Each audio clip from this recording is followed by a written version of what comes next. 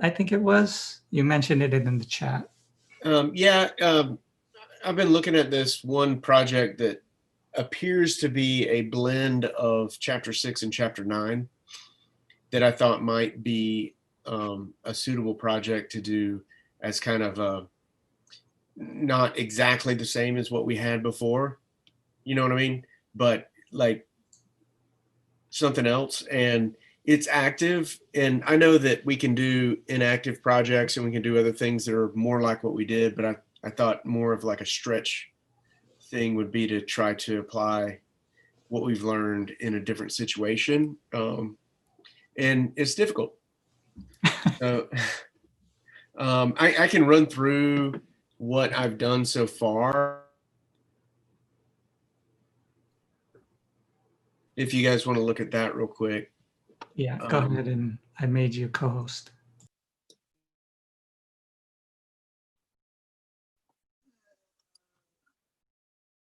So what is 6 and 9? What's the high level stuff that you think applies? Okay, so it's chapter 6 is when they covered the multi-label classification, and chapter 9 is the tabular data. So, all right, whereas chapter 6 was multi-label classification on image data, this competition is multi-label classification on tabular data. Right, okay. And the it's multi-label plus tabular. And the tabular the gene sequences kind of look like one shots or something. Yeah, so well, if you let me just kind of walk through where I'm at. Can you see my screen? I probably need to zoom in, don't I? Yeah, gotta zoom it in. Is that better? Yeah. A little bit. You want more? A little bit. Yeah. How about that? Okay. Yeah. So obviously you have your imports. I decided to actually download the data and put it on my paper space, just so I don't have to try to retrieve it from the Kaggle website every time. And the first time we did that, I had trouble doing that. So it was easier just to grab it once and stick it on my server. So this stuff is just like, what directory am I in? Make sure I know what things are in that directory. And then I'm going to change my directory and look at what the files are in there. So if you load in the train data, the data itself is split into this train features and train target scored and non-scored. I'm not really sure what we're supposed to do with the train targets non-scored. It almost seems like those are I don't understand. I've read the explanation of that multiple times, and it doesn't make any sense to me why they would even supply this data, other than they originally uploaded it and then were like, yeah, we're not really going to use that. Let's just label this non-scored. So you're being tested, or you're right. So then you have to split this train features and train targets into your training and validation set. And then the test features is what you have your model predict against, and that's what you submit. So just looking at this, it has this SIG ID, which is required. That's how you submit what your answers are. So it would be SIG ID, and then with these are the MOA, the targets.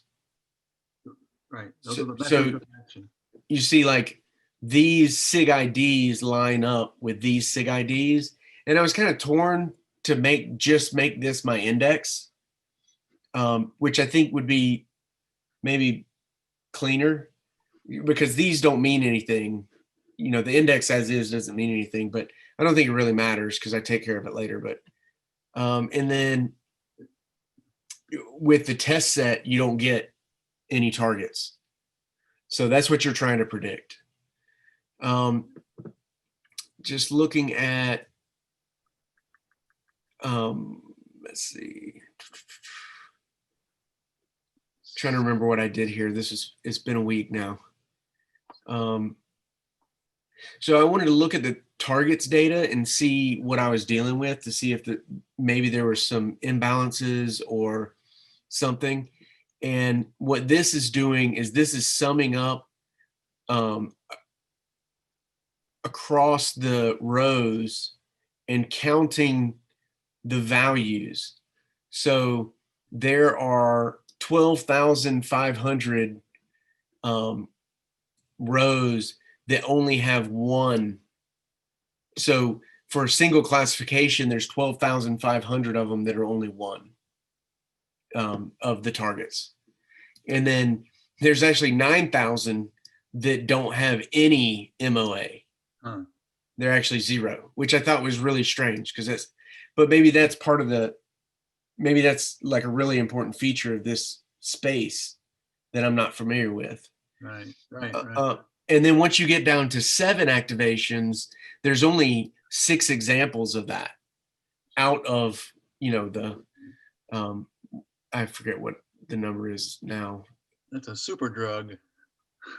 Yeah. So I have some concerns about, actually being able to get good at these with only 6 examples out of the set. And then do these 6 examples actually imbalance the set enough? And so I don't have answers. Like I'm not here to present answers. I'm here to present like kind of how I'm stabbing at this thing to get you guys ideas.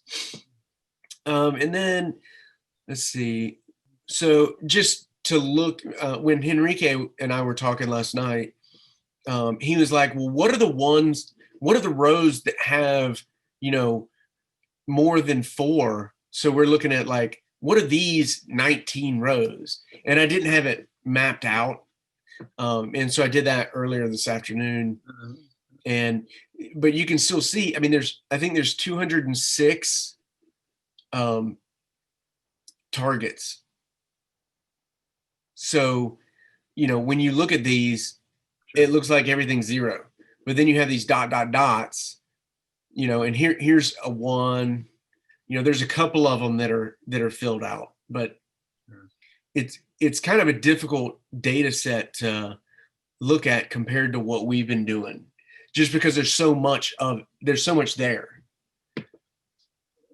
It's kind of like the NLP thing though, right? Well, but there's no time dependency to it. Oh, of course not. There's no sequencing. Absolutely. Yeah. Right. But it does represent, the targets represent kind of a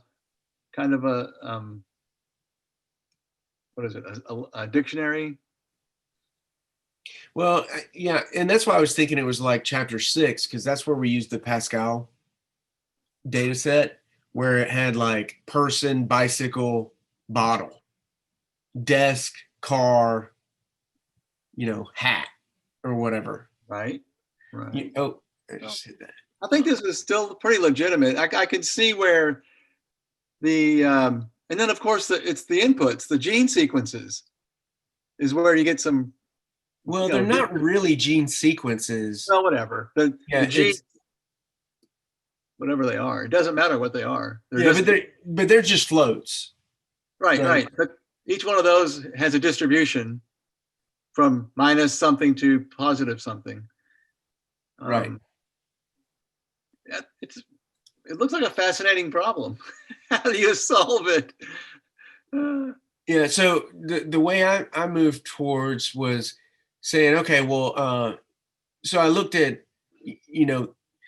how many targets, this is the number of targets, and this is the number of rows that had that many targets as a 1, if that makes sense. So there's only six rows in the entire data set that have 7 1s, right? But there's 9,000 that have all 0s. And then coming down here, I was looking at how representative were the different targets in the data set itself. So this is summing across the columns now, right, and saying, okay, for vitamin B, how many rows had vitamin B? And you can see a huge imbalance in this data as well. And then I wanted to check for null. So I checked the train and the test and got 0 null. So all of our data is filled out. So, which kind of makes sense. So that's good. I put, this is just copy and pasted from the website description. So I wanted to look at like, what is my training data and what are the data types? And so I see I have this object data type, and I also have int 64s, and I have float 64s. So I wanted to see what, like, so they kind of give you a hint here about CP type,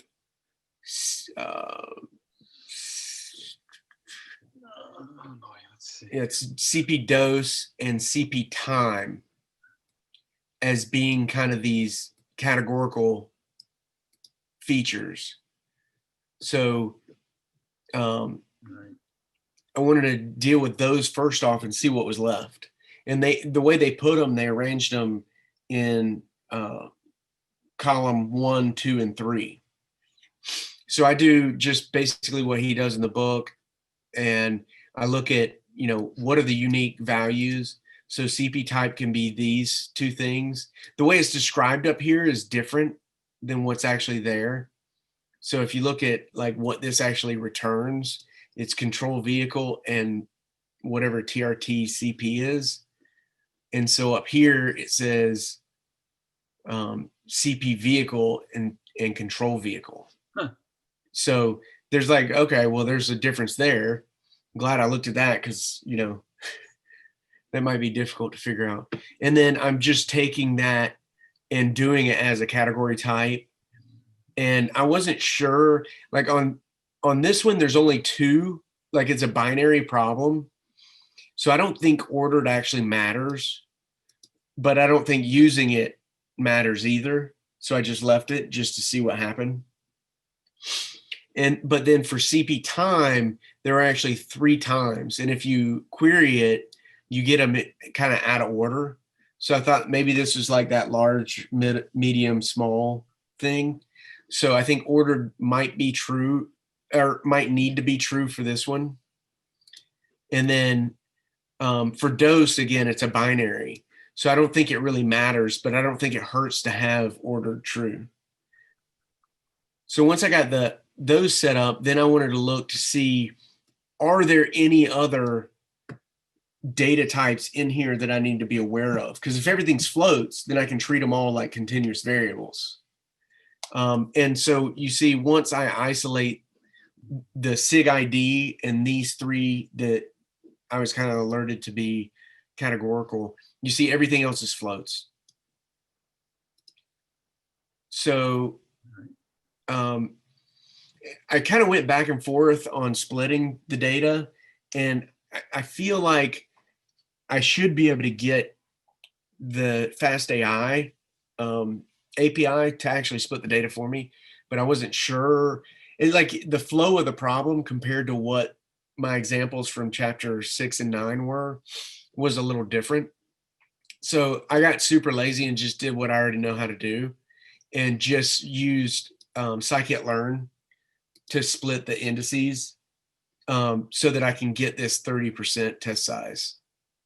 And that was just a shortcut. And I mean, it can be revisited, whatever, but this gives me a way to set the random state on it and kind of always get the same answer. Whatever works. So then also his example of the bulldozer, the tabular data had the features, and in the same data frame was the targets, or well, it's target. The answer. And, yeah. And so I felt like moving forward, it would be more similar to what he solved if I merged these 2 data frames. So I'm merging on the SIG ID. So it's going to match them all up. And what you see here, you don't see it all, but now I have 1,082 columns because of the 206. And then you see over here all these zeros, right? Where it was, there's just so many of them, you don't see where it's one. Okay. And then I went down a rabbit hole of trying to figure out how to do,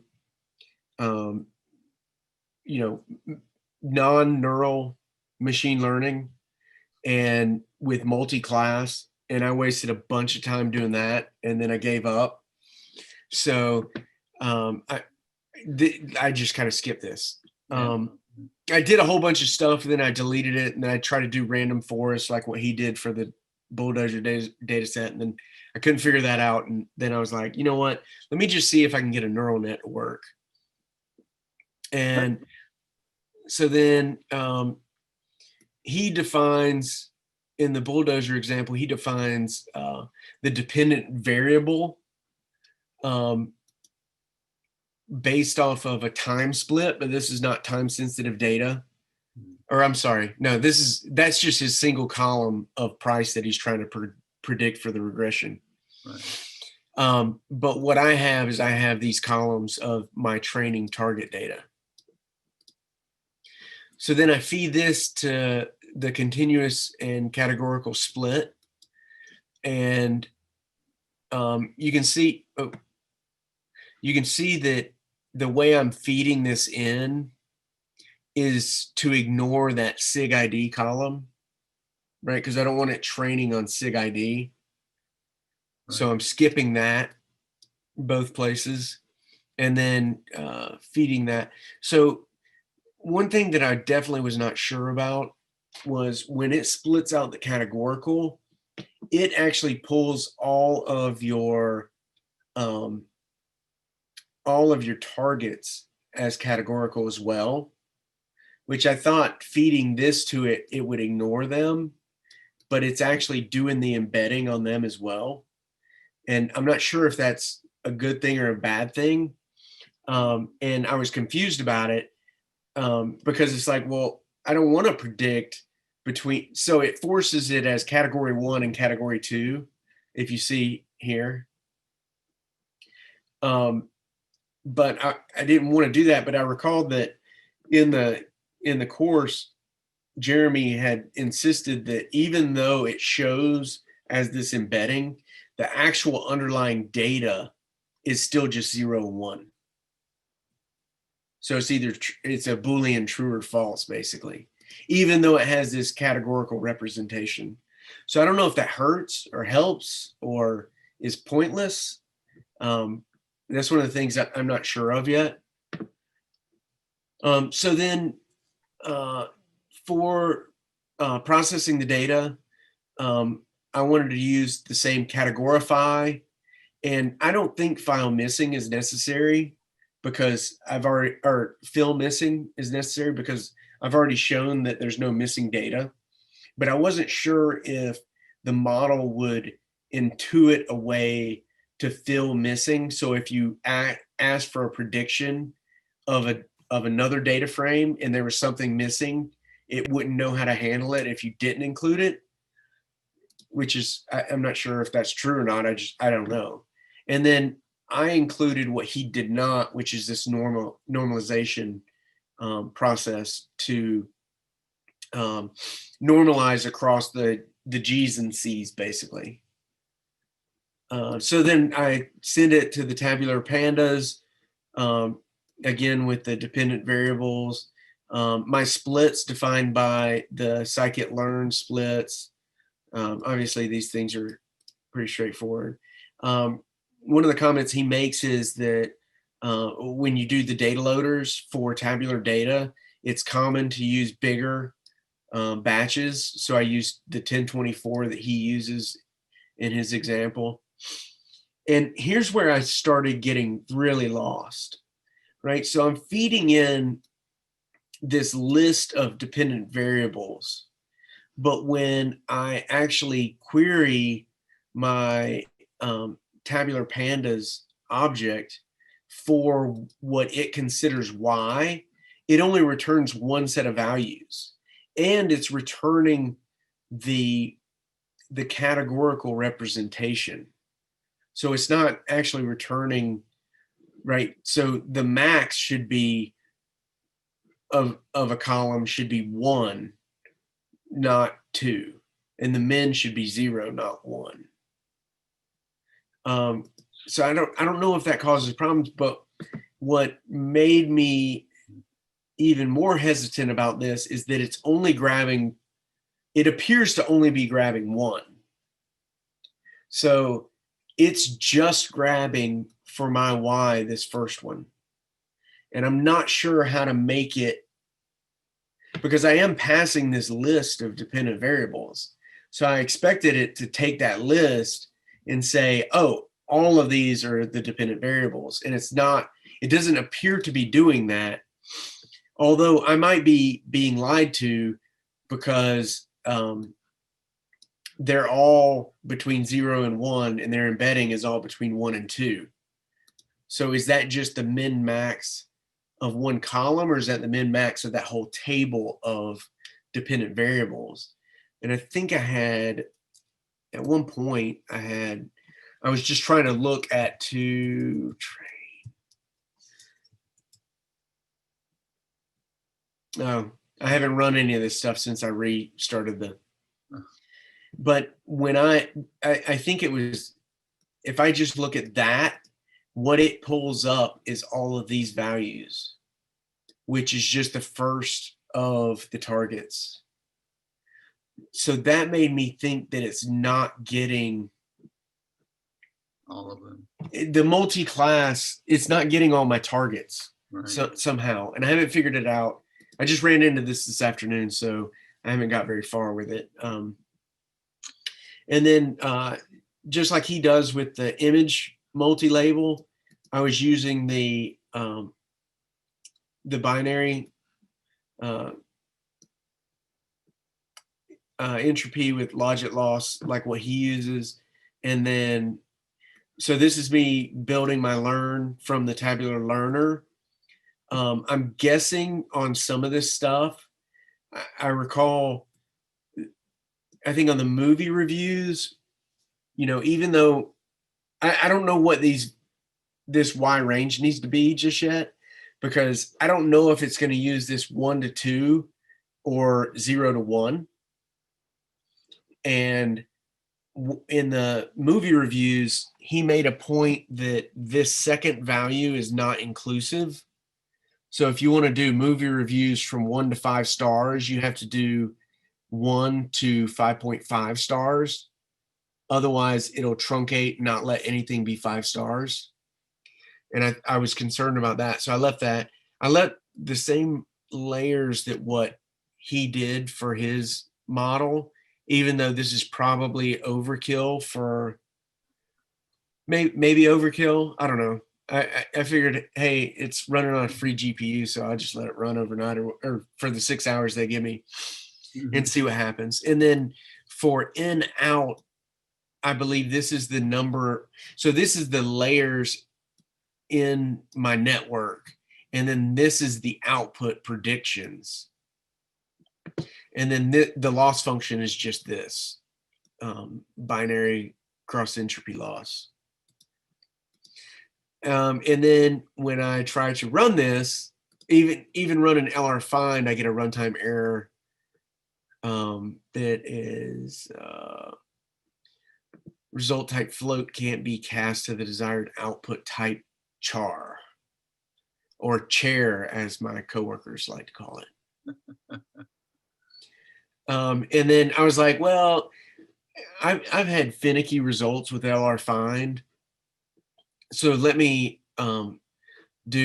just try to fit one cycle using kind of some reasonable numbers without like just guessing at it and just see what happens. And I actually get the exact same error where it's result type float can't be cast to the desired output. So, and you know, this was right. It's for me, it's 9:10. So this was what I got to at about 6 o'clock or about 5:30 my time when it was time to walk the dog. So I guess that's pretty much where I'm done. Anybody with ideas, or if you want to look at the actual competition itself. Yeah, I was actually reading through the discussions, and there's models that I've never heard of, or I know we haven't covered, that are suggested as the current leading models. Yeah, and yeah, Henrique and I talked about that a little bit, and I felt like that is a rabbit hole that I'm not really willing to go down right now. Right. Like to have no experience with something and to try to chase it. If this isn't the right competition to work on, and we could do something even closer to what's in the book, then I'm fine with that. You know, I guess they sold me on this with that $30,000 prize money plus the fact that it closes at the end of the month, and I have 2 weeks of vacation in this month. Yeah. So thinking that, but after spending, I don't know, I've probably got 5 or 6 hours in on working on this right now, and I'm very, very stuck. So I don't know. I mean, obviously let's see, we'll say 20 days to go until merger deadline. And we have till the end of the month to actually submit something. And it's not like their results are bad, right? Lower is a better score.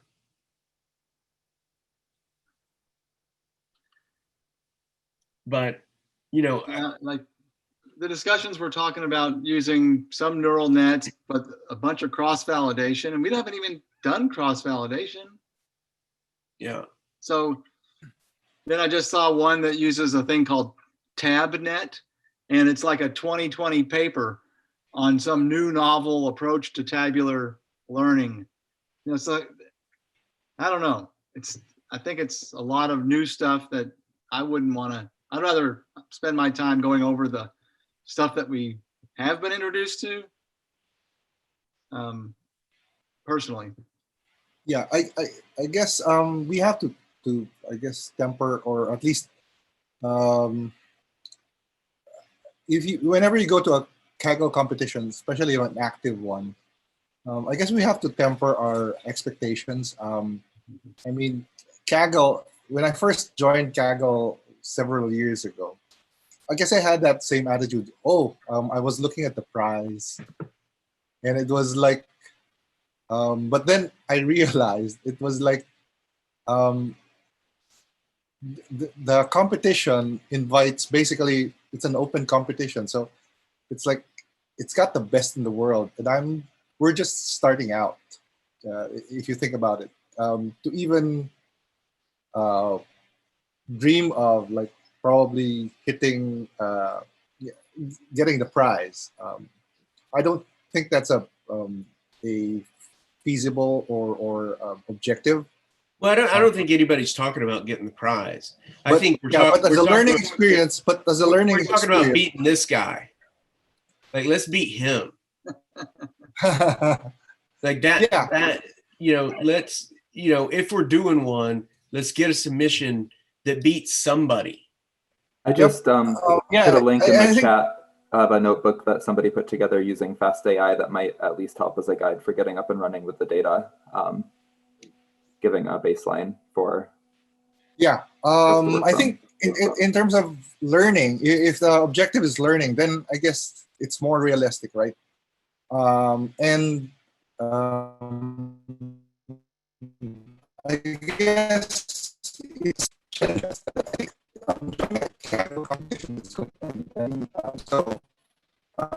I'm kind of losing you, Butch. I can't really hear you at all. Okay, I think my internet is. Can you hear me now? Yeah, that's better. Yeah. But in terms of if our objective is to learn, then definitely it's like my first realization was I'm losing you. I'm surprised that it was pretty small as well. But it's like one of those things. I guess I don't do data science on a daily basis, and that's why my skills are a job that does require it. So I'm always thinking, what's the inputs and the outputs? And I always like think about, yes, this is a tabular, but it's kind of different from the tabular stuff that we usually use, because I think most of the output, right? One dependent variable. Sorry, you're breaking up really bad. I can't understand. Okay. I'm gonna leave and then come back. Sorry. Okay. I think.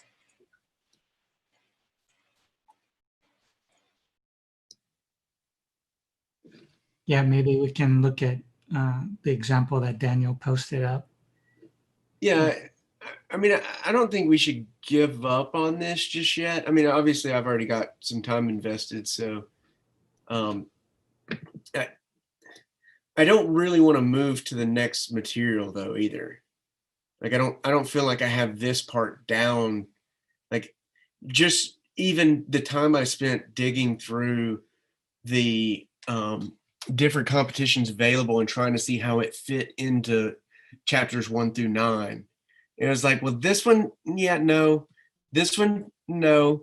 Yep. This, like, it was difficult to find one that even was active, that had, anything that we covered. So. Right. And then even maybe considering one that's closed, just to go through the exercise. Yeah, well, I mean, there's the MNIST ones up there all the time. You can run the MNIST, but that's so exactly like what the book is. Right. No, I mean, there's probably hundreds of closed ones. They've been going for years. For sure. No, I understand. It's finding one that's close enough to what we've done that doesn't have like some sort of monkey wrench. I mean, it's like what you say all the time, David. It's like one little difference completely throws out everything we know. And that's the problem with the top-down learning to me. Yes. Is that we only know how to do what we've been shown at best. And anything that changes with that, it completely crashes everything you can do. And hopefully we'll get some flexibility to be able to look at the data and say, oh, maybe we could try to do this with that, but we don't have a new technique in front of us. Yeah. Just not enough history with these tools. I'm going to go back through the image stuff and things like that, just to, doesn't push very hard, but it does at least cement my skill sets and gets me better at Python, which is always important. So, for sure. Daniel, where's the link that is it in this chat thing, or is it's in the Zoom chat? I can post it in the Slack as well. Yeah, I've only got so many screens that I can. Another point might be to, I remember joining a Kaggle competition, but as a part of a class. And they have this, what they call in-class competitions, where the members of the class are the participants. And that was more fun than joining a real Kaggle competition. That was several years ago. And the realization for me was competing against the best of the world and then seeing your results way down isn't a lot of fun. But getting to the top 10 among your peers is good. And I think this is one of the reasons why there's another group that's going to be, well, actually they're starting out late. It's going to be starting, I think, November 21. But their idea is get a bunch of people, the Fast.ai learners, just like us, from another study group, and then have them compete against each other, form groups of up to 5 people, do a Kaggle competition on stuff that they pick. Some maybe usually it's a closed competition, completed competition, so that basically the idea is, if you're among your peers and you're, it's a lot more fun to compete against people with almost the same level. So you're like, wow, I can get up to like the top 10 in this class. So that might be interesting. I posted it in the Slack, but it's kind of starting out a bit later, November 21, I think. And the idea is they have a 2-week deadline. So that's another thing. It's what a forcing function. Like, we need to finish this. So I know we're all busy, but like having a deadline sometimes like forces us to do stuff and submit something. So that might be a lot of fun for me. And I was thinking I'll probably join that. So kind of on a similar note with the deadline thing, I mean, this competition does end toward the end of the month. So I guess like there's not too much risk to our long-term investment giving it a go. Yeah, we can, but there's like, the thing I hate about Kaggle is there's also lots of stuff. Like, you can't talk about this competition in private, or I guess something like, there's lots of like restrictions and stuff. Whereas closed completed competitions, you can talk about, oh, some guy did this, and let's take a look at that, and kind of from a learning viewpoint, the completed competitions are more like fun because nobody's thinking about the prize and stuff. I don't know. So yeah, I'm not really concerned with like getting disqualified for somebody talking about something. Who cares? I mean, this is just for learning. Yeah, this is for learning, and it's for putting pressure on us to actually get something done by the end of the month. Yeah. And the open ones, because I've done, or the closed ones, I've done some of them, and what happens is you do, you spend Saturday afternoon kind of giving a go at it, and then you don't look at it again for another month, and then it's like, well, I forget even what I was doing. Oh, okay. Well, maybe that sort of gives us something to work with for the next week or so. We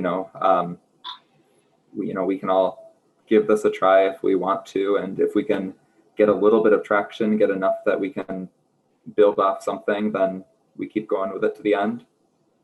And if not, we can call it having only invested a week on it. Yeah. Yep. Well, I'll be a week ahead because I've already invested a week, but invested, wasted, what's the difference, right? Yeah, and I just took a look at the Tabular one that was posted up. It looks pretty good. It might give us at least some direction to go through. Yeah, what learner does he use? Just the CNN learner? I'm just thumbing through it myself. Where is it? Tabular learner.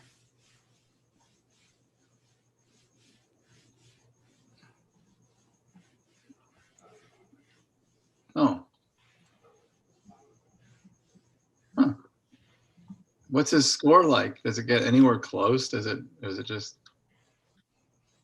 So how do you tell what somebody's score is? Let's see.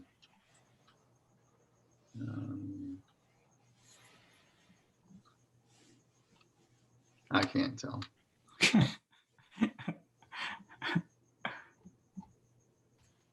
Can somebody post the link on Slack? The problem with Zoom is when It's on Slack. Oh, it is on Slack. It's on both. Okay. There it is. Yeah. Yeah, so I guess we should go to this competition and see what we can do. And then maybe next week we can come back, see what we did or not do. And then, maybe if somebody wants to take this group and reset it and be the host and go through the, I don't know, the beginning, or Andy, what is the stance on the TWIML group as far as continuing this Slack? Is that you are we- can continue. It's just you would have to give them the date of when you think this might end.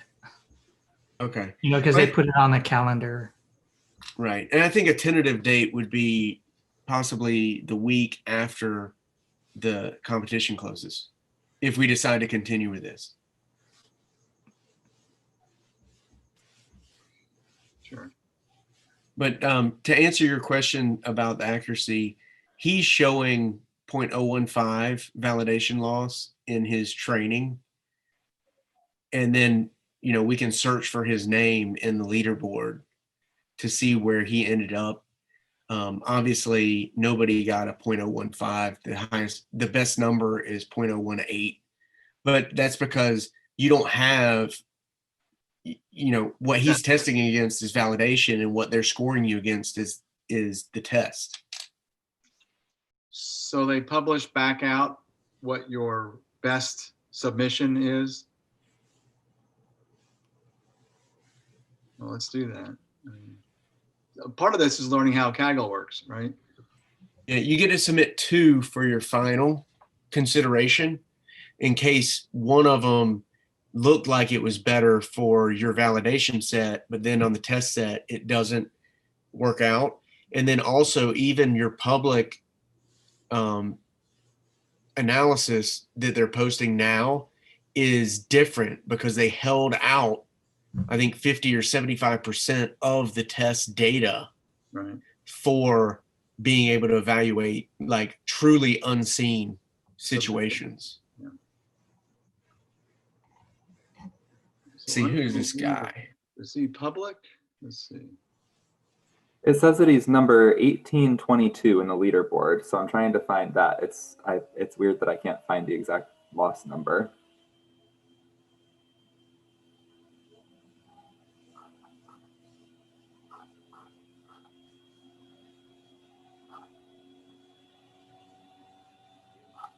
How do you search for people?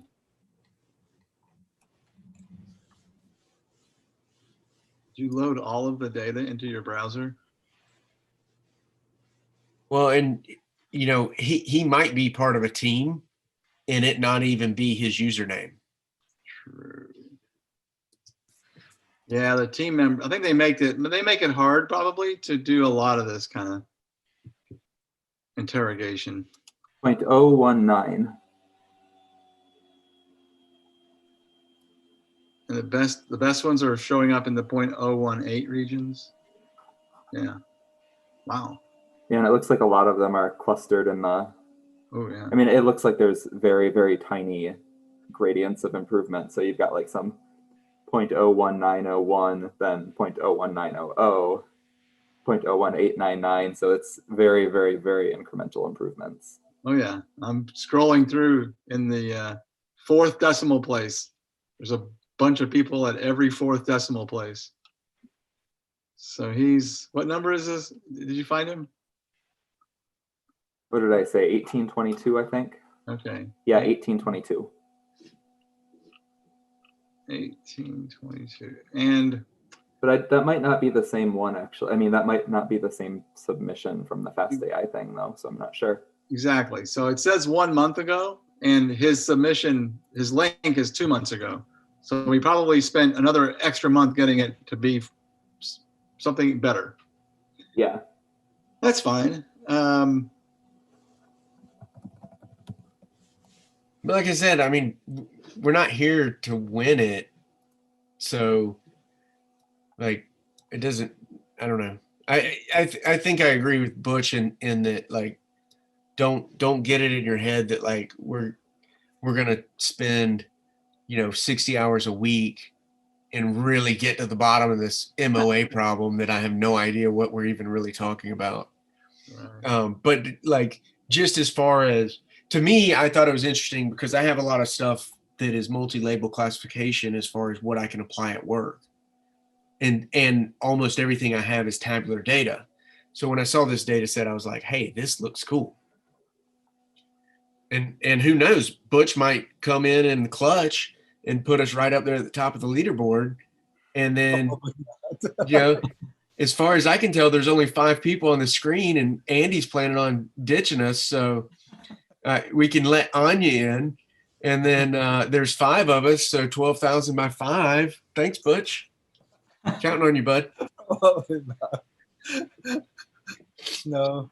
No, but it's kind of interesting though, because the thing I hated about most of the Kaggle competitions that I was looking at was the data sets were pretty large, and it was like I don't have a GPU on my laptop, so that was always the problem. So this was like, wow, oh, it's only this much. It's only 200 plus megabytes. So I was able to download it and yeah, start looking at it. But so definitely, yeah, there's, and I think, I'm not sure, it's called a code competition. I don't know what it is, what a code competition is. So maybe there's something there about code competitions.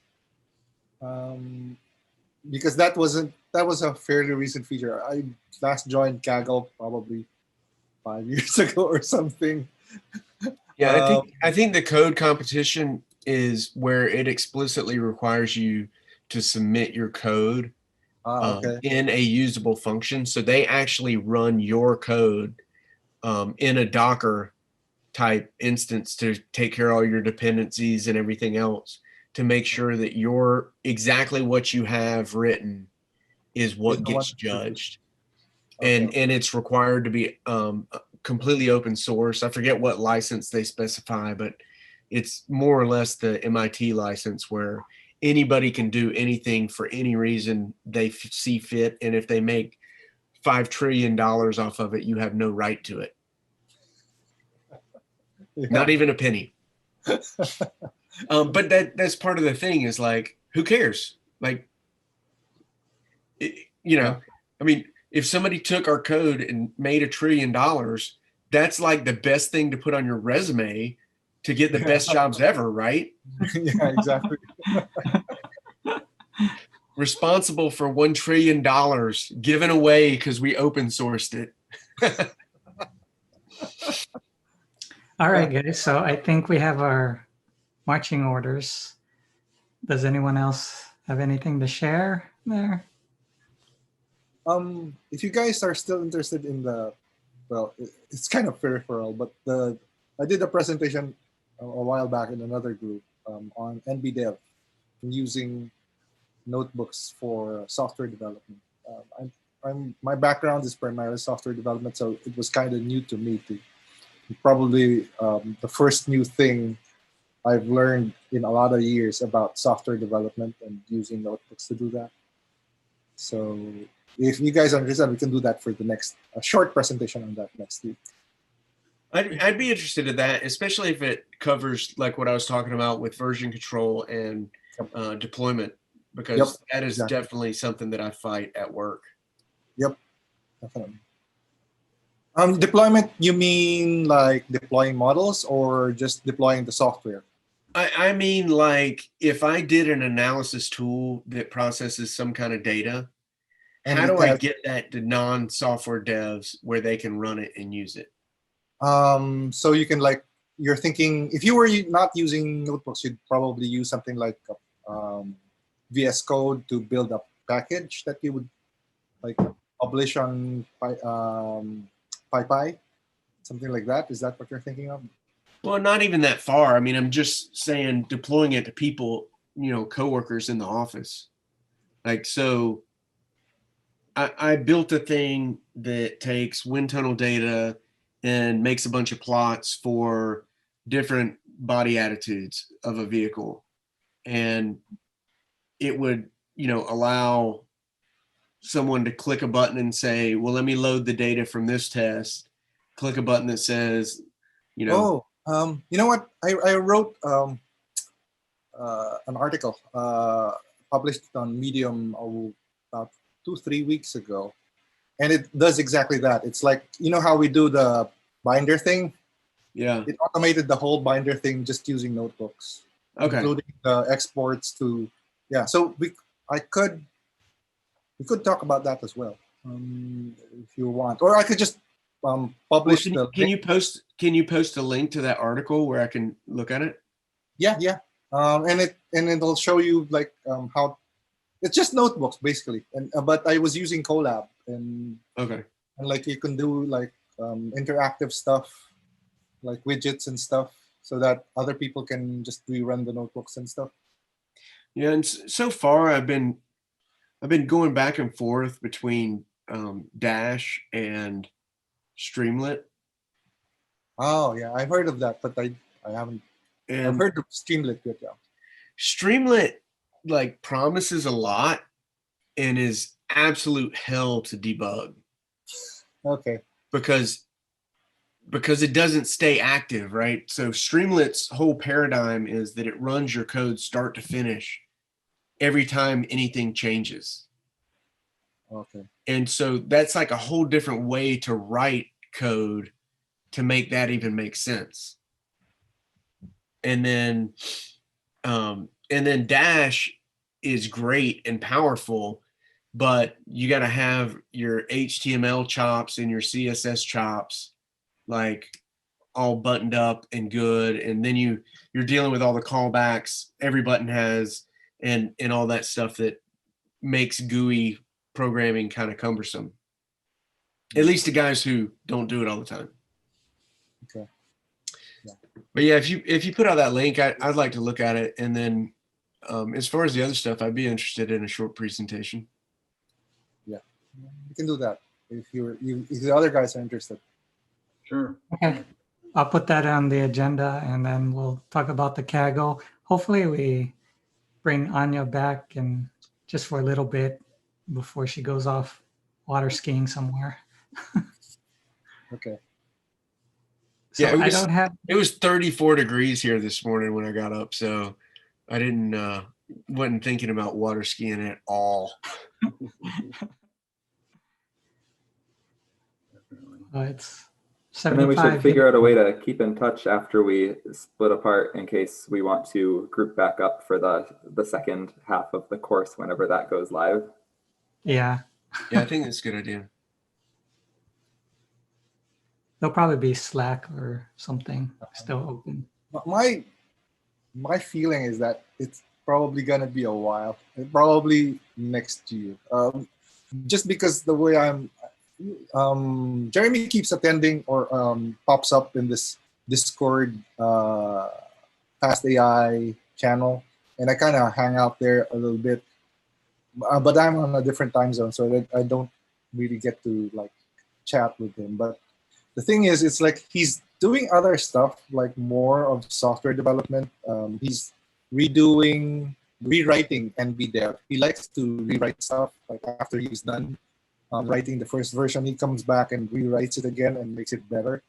And I think he's focused right now on NBDev. So I don't think he's like even thinking of continuing the next few chapters. I think he's relying on people just reading the book and going more Why he in wrote depth. the book. Why he wrote the book. Yeah, and so there's a lot of other chapters. The thing that I found was, because what we did was we continued the study group after and continued with the chapters, is that you pretty much can absorb a lot just by reading the book and then answering the questionnaires. So that's another thing. That's, I guess, not pushing him to like, oh, I have to do part 2, because I can let people just continue reading the book online or using the paper version and having them do the exercise, and they'll get to the point where they can get pretty advanced. Maybe he's hoping that somebody just goes forward and does it instead of him using the book, but does it. Because I'm just going back now and rereading the chapters, and all he does is talk, about, he buzzes through the material in 2 hours, and then it takes 4 hours to really absorb it. So maybe he's hoping that somebody's just going to read them, do a video lecture. Yeah, and that's but I don't think he's like, I get the feeling that, because whenever people keep asking him, when's the part 2, and it's like, whenever I get to it, and I don't think he's like in the mood to get to it, because remember, he's not getting paid, and there's no like pressure on him. He's basically got enough for his life. He's not. I don't think he basically has the luxury of picking what he wants to do. And right now, I don't get the feeling that he's like raring to start the next set. Like just not like last year, where after he finished the first section, the first 8 lectures, he was like, okay, let's continue to the next part. This time around, I think he's like doing a lot of other stuff. So if we're waiting for that second part, I'm not sure. I'm pretty sure it's going to be, my best bet is going to be sometime next year. Well, it sounds like we all need the time to kind of consolidate what we've learned so far anyway. Yeah. Yeah, that's the thing. It's like we have to take the time to like consolidate and then probably think about what we want to do next. The amount of time per week that's required, it seems like it's like, I think I calculated like at least 9 or 10 hours a week. Yeah. And I don't have quite that much to give. So I would almost want to stretch it out to the same material, but over 2 or 3 weeks. Just slow the pace down just a little bit. It's like a part-time job, but you don't get paid. It is. But we've committed to that. I think that's, you have to make that commitment to really make any progress. Yeah. And all right, guys, I don't want to keep going, and all we're going to do is just talk a little bit. So I want to close it early. I want to keep these